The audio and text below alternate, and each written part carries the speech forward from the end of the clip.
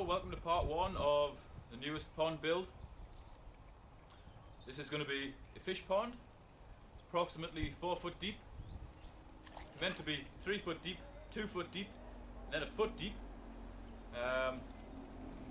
Unfortunately, it's another job that has been dug by somebody else. That pile of soil that came out of the hole was meant to be right up to the side of this pond as well for the Cascade.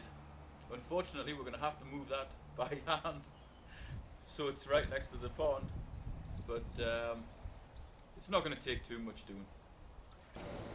Because this pond's a fairly simple fish pond, we've just got a shelf around here, approximately 6 to 9 inches deep. It's been cut out reasonably well with the digger. Now we've got a 4 foot hole in the middle here. It's supposed to be 3 foot and then 2 foot and then going up to a foot, but it's just kind of a long slope, so that'll be to sort out, but it's not the end of the world. And then there's that big pile to shift, so we'll get a video as soon as we've done that. That's the sides just about sorted. Cleaned up these shelves, one round the side there, nice clean sharp edges.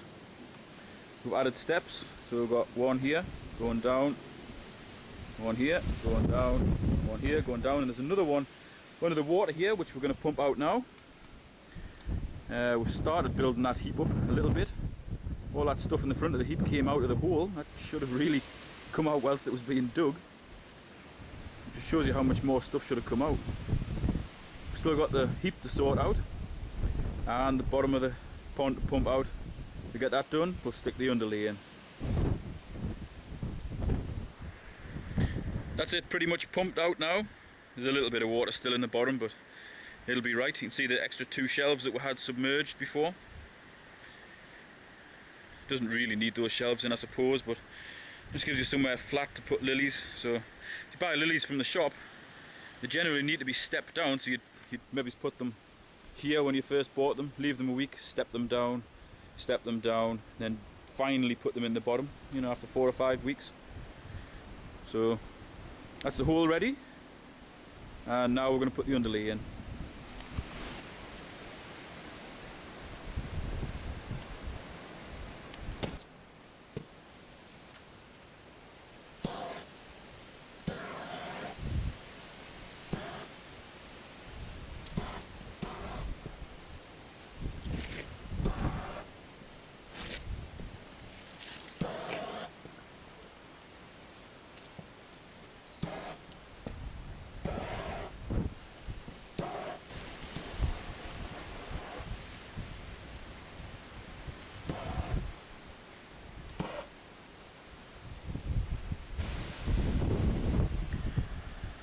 That's the underlay in now.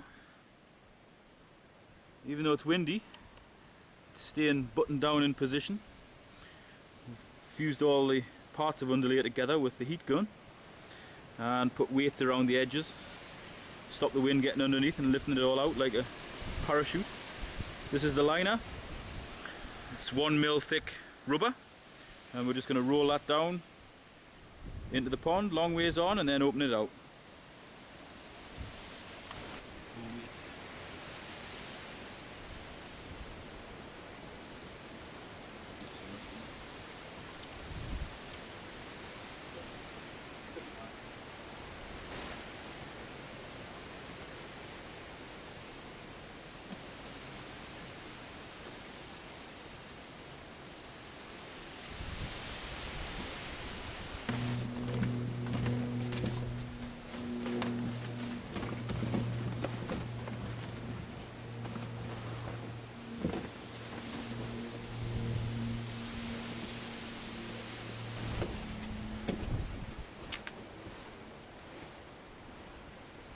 That'll do, because we'll want to put that up the Cascade a little bit, and then we'll just pull it this way.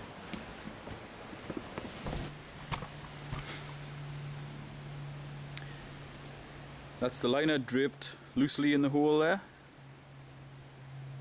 Now all we've got to do is chuck the hose in, start it filling up, and as it's filling up we're going to shift this muck pile to where it should be. See the steps here? Bang, bang, bang. As the water fills, we'll go around and we'll pull the sides and so on and get the folds where they want to go, but it's really something that has to be done as it's filling up. There's no point going in there trying to make everything look neat now, because the water will push it wherever it wants to go. We've got the water going in here from the hose, and I've just been in kind of putting the folds where I think they want to go, and then once the water comes up, it'll press those folds into the side, and they should be pretty much unnoticeable. Pond's just about full now, perhaps 4 to 6 inches before it reaches the shelf. I want to keep the shelf dry. I'm going to cement these stones on around this shelf, possibly later today. This is the Cascade, dug out of the soil pile. Basically just made various steps at different angles, cut back into the existing soil here, just to take the liner from the pond, so then the Cascade liner will lap over that. The important thing to note is the height of these sides. The height of these sides is much higher than where the water is going to be. Notice that, both sides, way higher than where the water is going to be. So you're going to have your water coming over here, over here. The liner will go right up these sides, and even with a bit of splashing, there's no way the water can leak.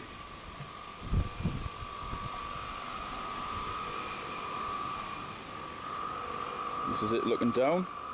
Water's going to come over here, drop, turn 45 degrees, drop down a series of steps back to the shallow end of the pond. Quite important that it's going to the shallow end, this end, because your deep water here, in the winter, that's where your fish are going to hibernate, so they're going to be reasonably warm in that deep bit. If you pumps in here, it pumps the warm water out, chills it, and it freezes the pond, knackers the fish. So in the winter, instead of the pump being down here, they can move the pump into the shallow end and just circulate clean water, keep the filter alive, and most importantly, keep the fish alive as well.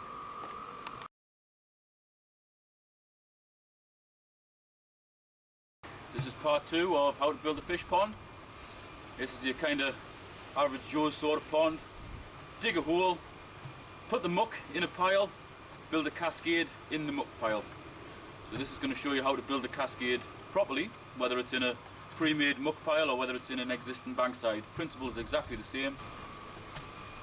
Now that the cascade has been dug behind me there, first thing I'm going to do, after I've trampled down the soil a lot to make it very sturdy to support the weight of the cascade, is put some underlay in. This is polyester underlay, same as we used for the pond, very thick.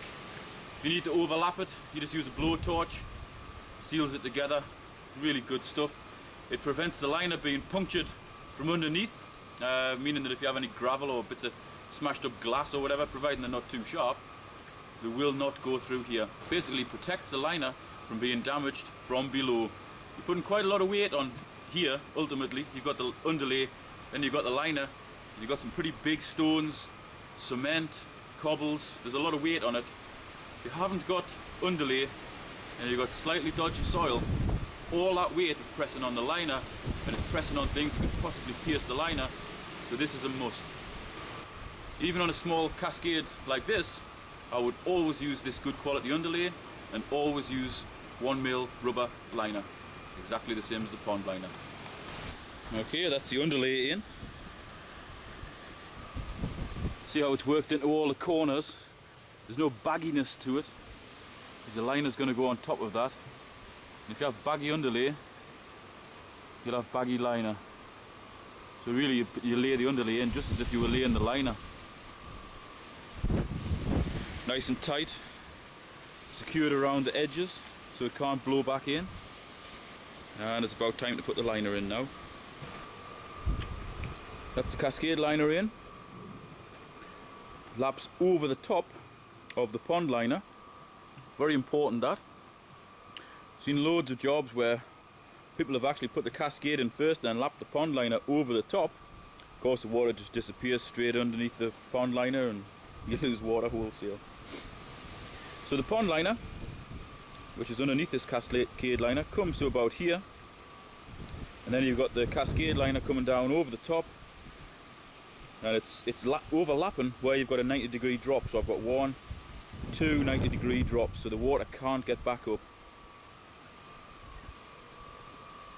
Worked it in quite neatly, but this turn at the top wasn't too neat, so I cut the liner, and again I've overlapped it. You can see the overlap bit there. It overlaps the bottom part of the Cascade liner. The bottom part of the Cascade liner comes up roughly here, and then you've got approximately a 6-inch drop where the overlap from the top liner comes over the bottom liner, so there's no way the water can creep underneath the liner or anything. You can see how high the sides are compared to where the water's going to be, so you're not going to get any splashes going over the sides. You're not going to get any water disappearing under the liner either. So they're the two most important things. Overlap the liner properly, have the sides of the liner higher than anywhere where the water could ever be.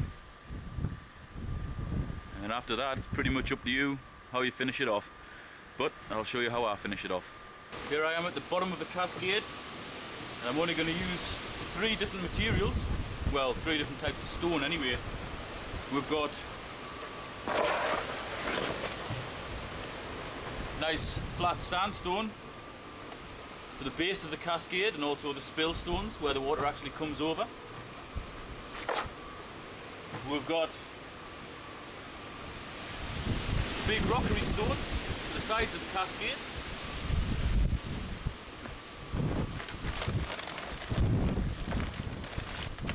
And then some nice sized cobbles for filling in all the gaps between the big flat stones and the rockery stone.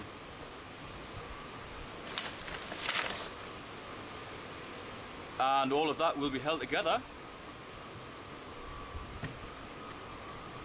by just an ordinary cement mix. I generally mix it 6-to-1. You don't want it to go off too fast. Reasonably stiff. You don't want it too sloppy, otherwise it's going to make a right old mess. So the first job we're going to do is basically just put down a line of mortar down here, line of the sand and cement mix, and then push some cobbles into it. This ultimately will actually be underneath the water, but just doing that just to hide the liner.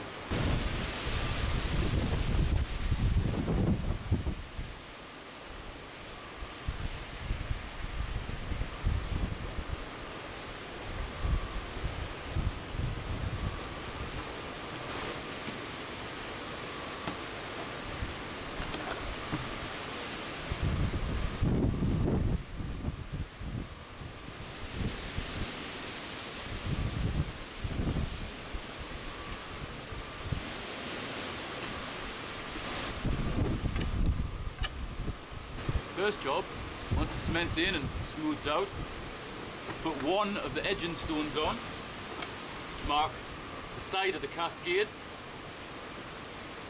And then I'm going to start pushing cobbles in, working my way back from the edging stone. Now it's fairly important that these cobbles are pushed into the cement randomly. The last thing you want to do is put really concentric lines and patterns and so on, because that just doesn't happen in nature.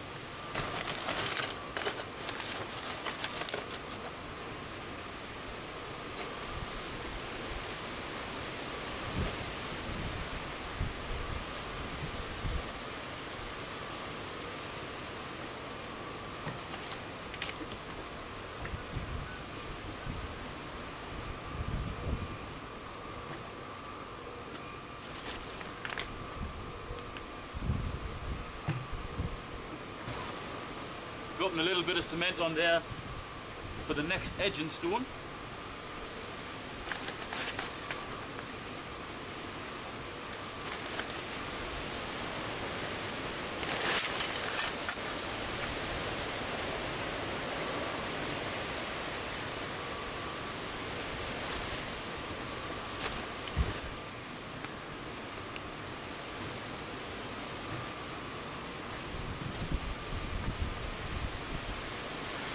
I always take care to push the stones in until they actually hit the bottom.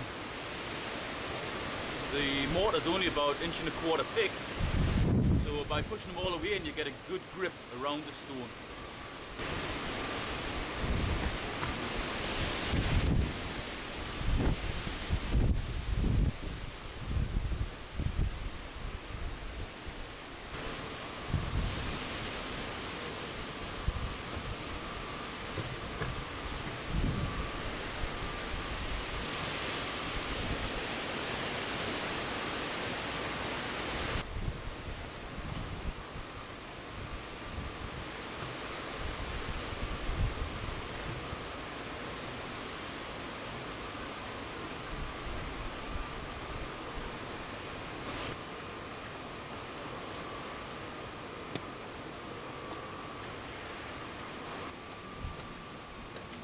Once the first layer of cobbles is in and the two edging pieces are cemented in place, I then put another two edging pieces a little bit higher up, the spill stone, which will probably be just at water level, but it'll disperse the water quite nicely.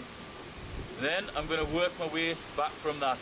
So the next thing to do is to put two more edging stones, a few cobbles, another spill stone, repeat that process right to the top of the cascade.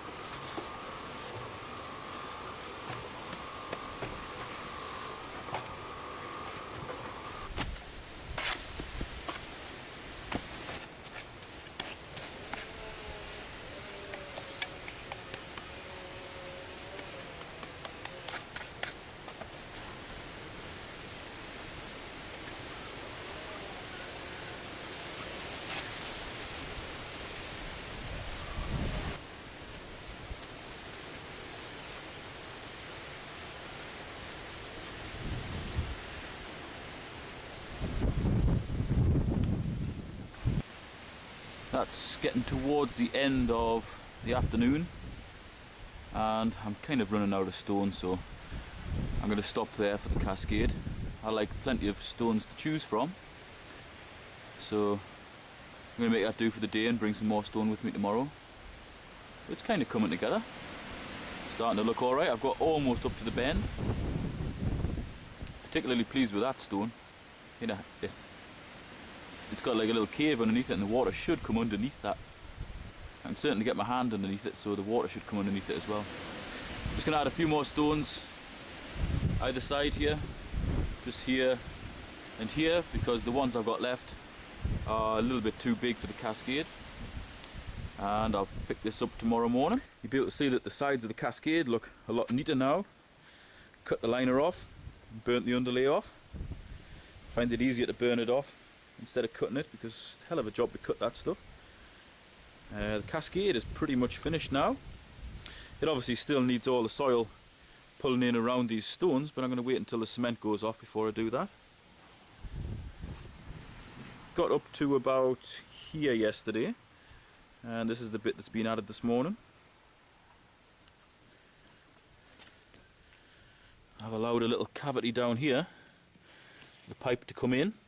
The water should come out into here through the cobbles down over the spill stone, which I hope I've got level. Time will tell. Then flow down back into the pond. It's quite a nice cascade. Very nice stone, which helps obviously.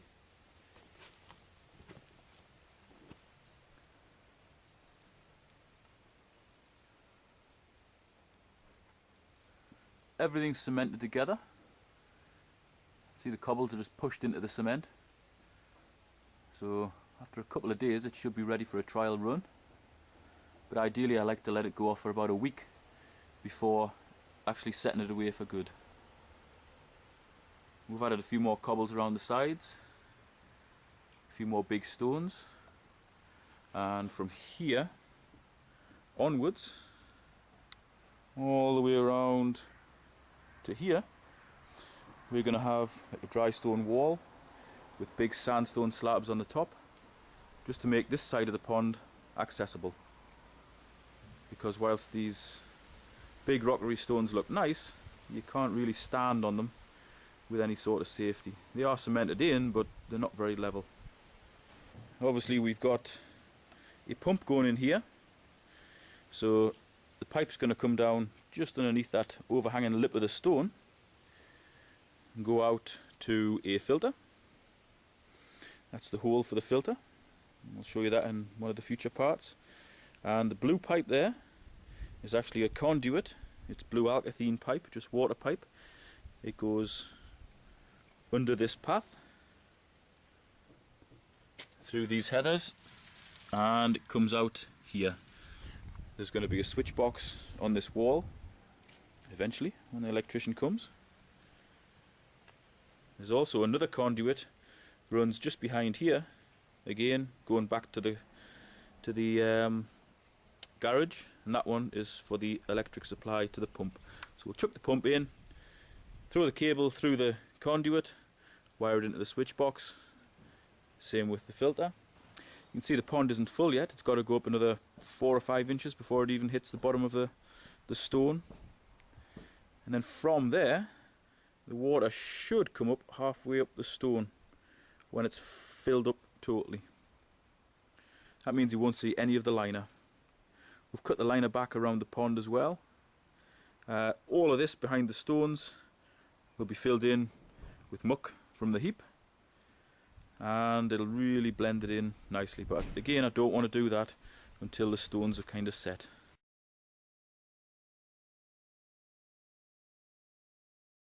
Hello there, welcome to part 3 of how to build a fish pond. In this episode we're going to be using sandstone, which we got from the quarry yesterday. Like that and that. Basically we've hand selected it, so we've got 2 flat surfaces, so when we're building with it, it's easy to build ones on top, and as long as it's got one decent face we can use it. So we're going to be building that around the inside of the pond where the big rockery stone isn't, and that'll give us a nice solid side of the pond to stand on. So we've got the rockery stone round the back edge of the pond, mixed in with a few cobbles and so on, which are cemented in. And then we're going to bring out a very short dry stone wall, basically just 2, possibly 3 stones high, all the way around the inside of the pond. This will actually be mostly underwater, So we're going to take that all the way around there to meet up with that rockery stone. We may put one or two big rockery stones in the middle of it, I'm not quite sure, I'll see how it goes. And on top of this wall we're going to use nice big flat sandstone pieces, which should come, you know, kind of around here. So they'll straddle the wall and the grass. We'll obviously have to dig out certain sections to be able to fit in these stones, but they'll be cemented on the top of the wall. Good thing about building a wall like this is, when it's cemented on the top, it's going to be very secure, you know, perfect to walk on. It's not going to fall into the pond, it's going to make a really nice edge. And also you've got all these gaps behind the wall. With it being a dry stone wall, you've got little gaps between the stones where frogs and newts can get in, and excellent places for amphibians to hibernate in the back of here.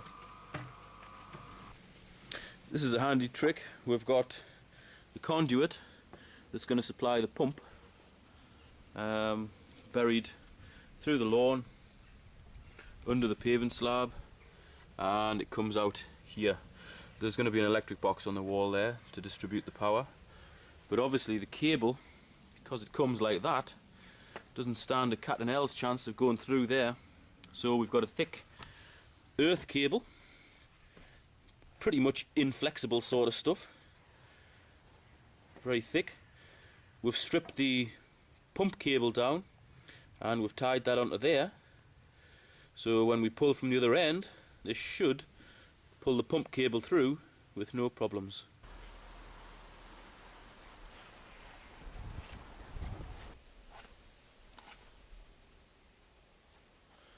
That's it, job's a good one. That's the pump and filter cables put through.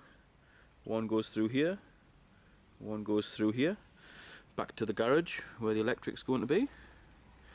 We've got the dry stone wall finished around the inside. As I said before, it's only a tiny little wall, and the water should come at the very least halfway up that wall. So now all we need to do is just put some big flat stones around here. So we've got big flat stones to go around here, and they'll be cemented on. We're busy putting the edging stones on now. So we've plonked it on here on top of the wall. Obviously it's not sitting level, it's leaning in towards the pond because the surrounding land is higher than our wall.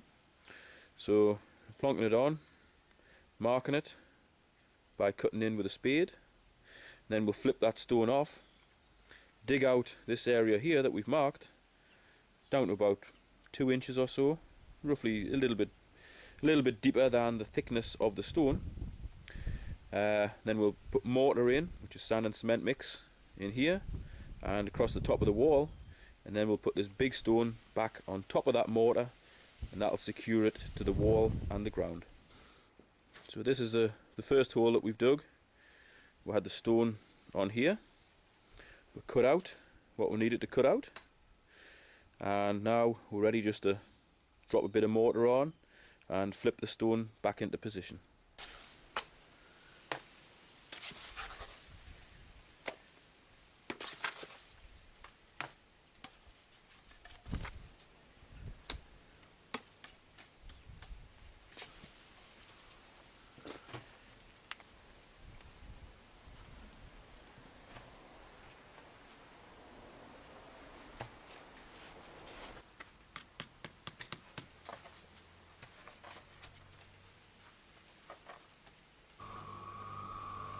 After getting halfway around with the large edging stones all cemented on, we decided that it would look a little bit too much if there was big edging stones all the way around there.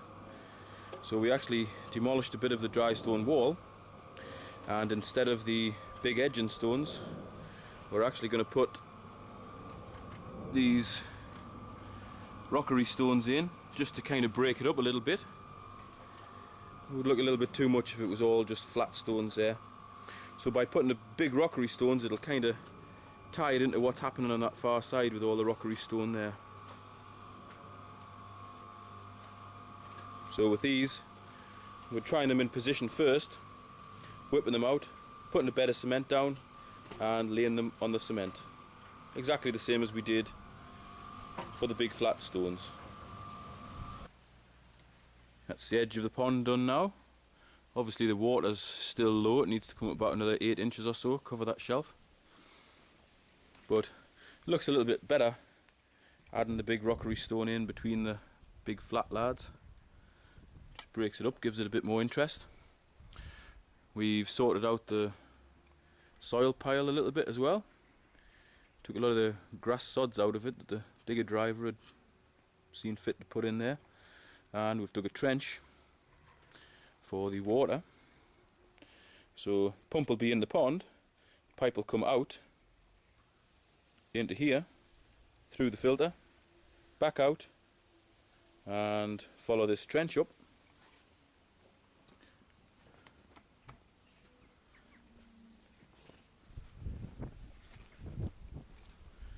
And it'll loop down over the top of there and into this hole, and it hopefully will come out there and nowhere else. And then it'll go down the cascade and back to the pond. So the next job is to connect up all the pipework, run it up here, bury it, stick a plug on the pump and try it. That's the pump connector there with a stainless steel clip. Keep the pipe on. Ordinarily you just chuck the pump in at the furthest point away from the cascade, set it away, but because we'll get quite harsh winters up here, I want enough pipe on the pump so that it can go here in the summer, in the deep bit, and in the winter it can be moved up to here, just below where the cascade comes in, so it doesn't disturb any of this deep, relatively warmer water in the winter. So I'm going to chuck it in the shallow end and gauge the length of the pipe to the filter from that distance to the filter. Right, the pump's connected, filter's connected. Obviously you can still see the pipe there. I haven't put the pump in its final position, it's literally just chucked in to test the filter's working, i.e. it isn't leaking, and also to test what the cascade's like. So until we actually get it pumping and the water coming down here, we haven't filled in any of this, just in case there's a hole in the pipe, although I doubt it because it is like a super reinforced pipe. Needs a hacksaw to cut it. It's not the sort of thing you can cut with a pair of scissors. So this is the moment of truth. We're going to switch on and you'll be the first to see it running. It's never been set away before, so it'll be as much of a surprise to you as it is to me, and hopefully it'll work.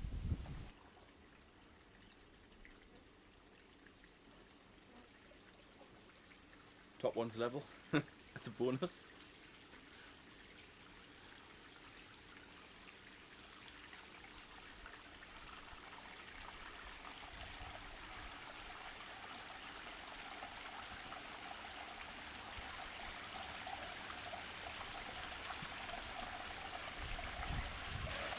Everything seems alright.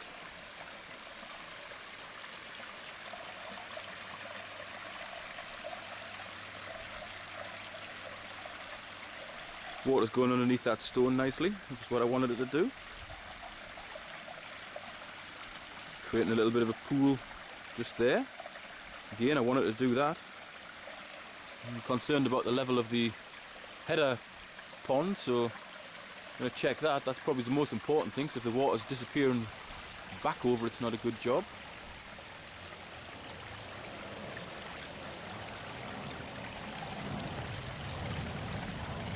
And there's plenty of height there. Looking at that, there's probably about 3 inches or so. So it's in no danger of going over.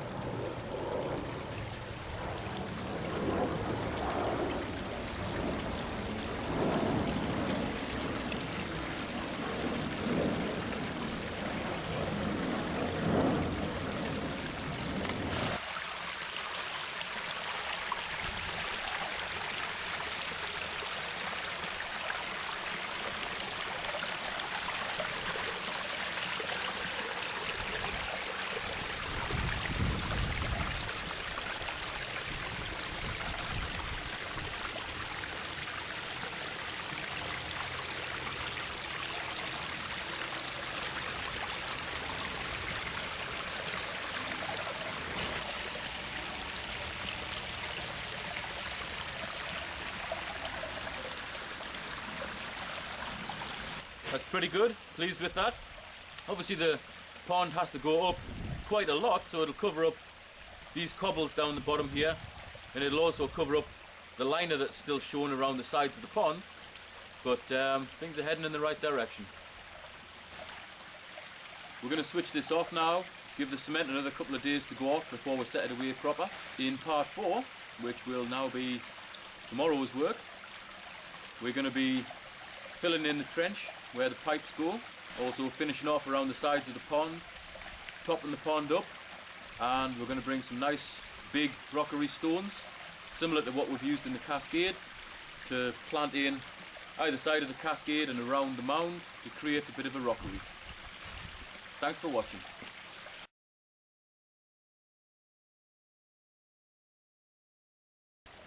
Hello there, welcome to part 4 of how to build a fish pond.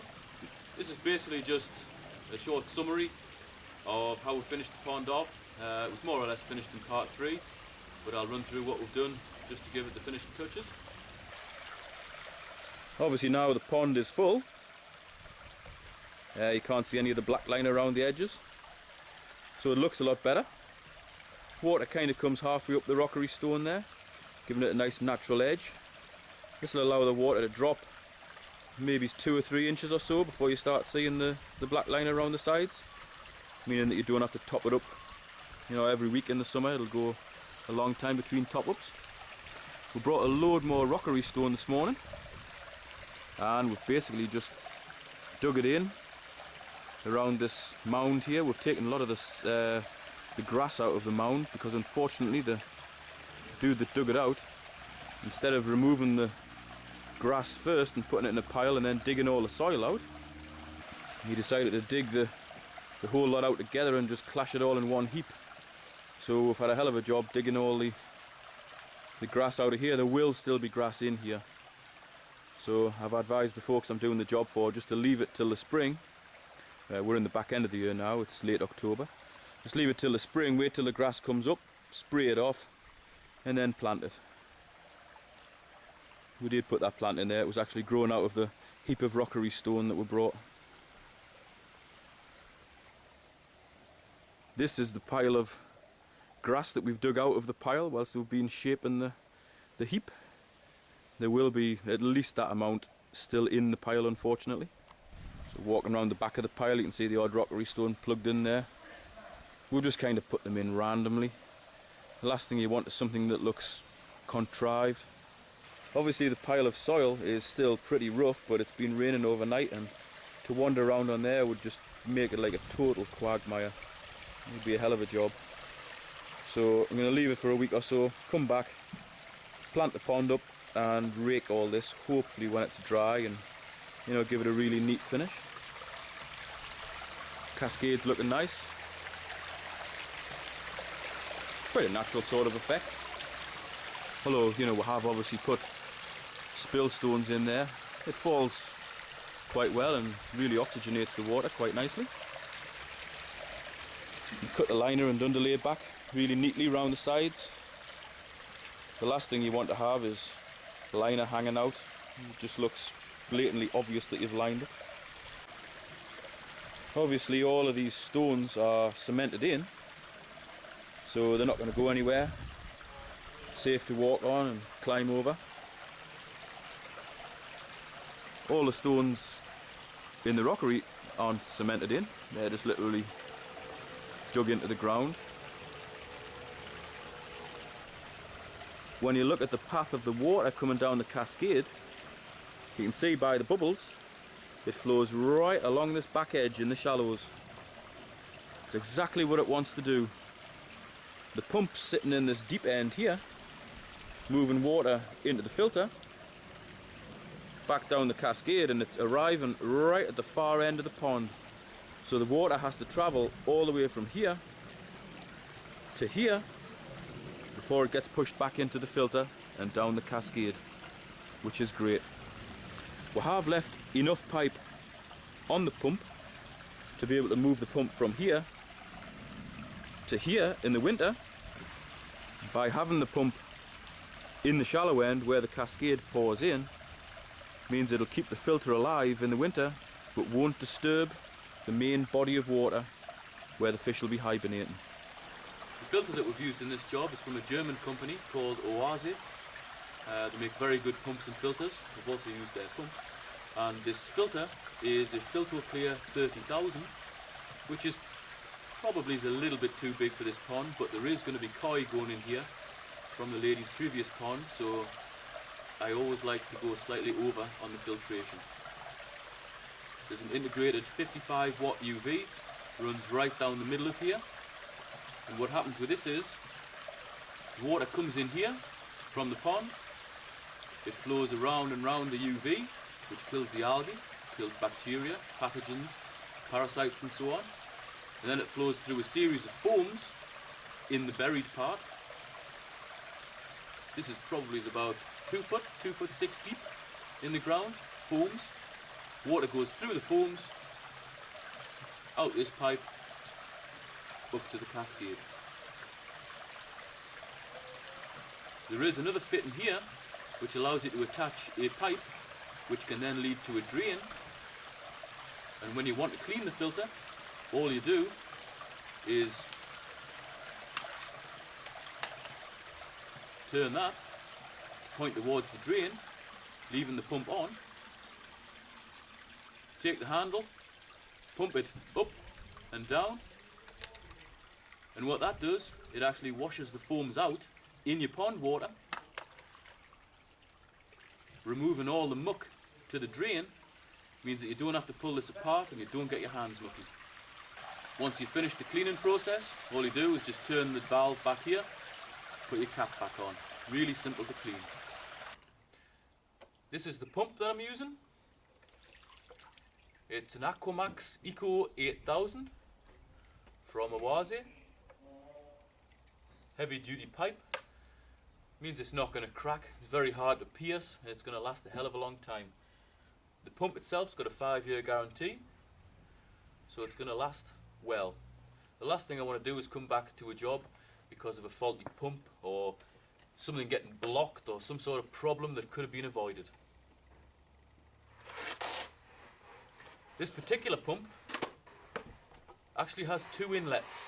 It's got the obvious one through all these holes here in the cage, but it's also got one here as well. And by taking this off and attaching a hose tail and an extra bit of pipe, you can have it either go into a skimmer to suck all the muck off the top of the pond, or you can have it go into a smaller version of this cage which is called a satellite strainer, which means that you could pull from 2 different places in the pond. So you could pull from the deep end and the shallow end simultaneously.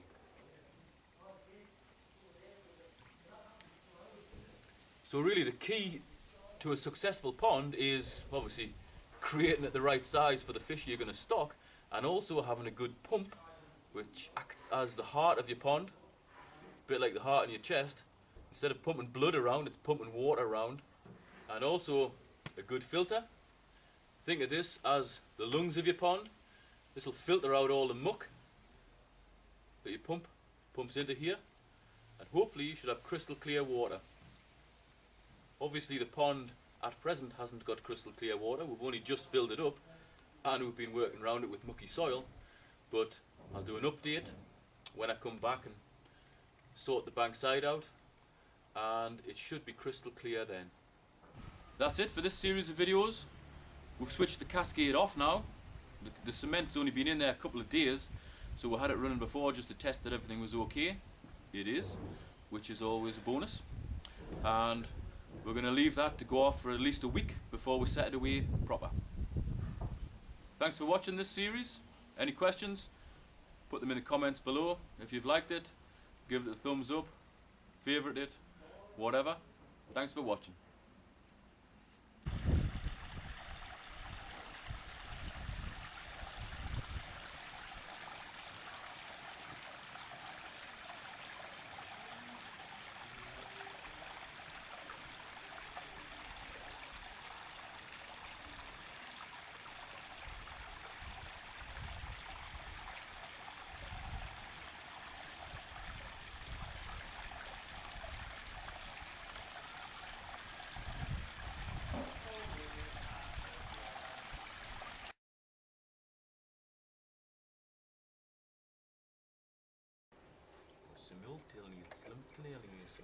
Simultaneously. I think I got it near enough the first time. Simultaneously. Simultaneously. Still got it wrong, didn't I? Simultaneously. Simultaneously. Is that right? Summon. It's not some. Simultaneously. No, I don't know. Simultaneously. Ah, that's one. Simultaneous. Simultaneous. Simultaneously. Simultaneous. Oh, blimey, governor. Proper.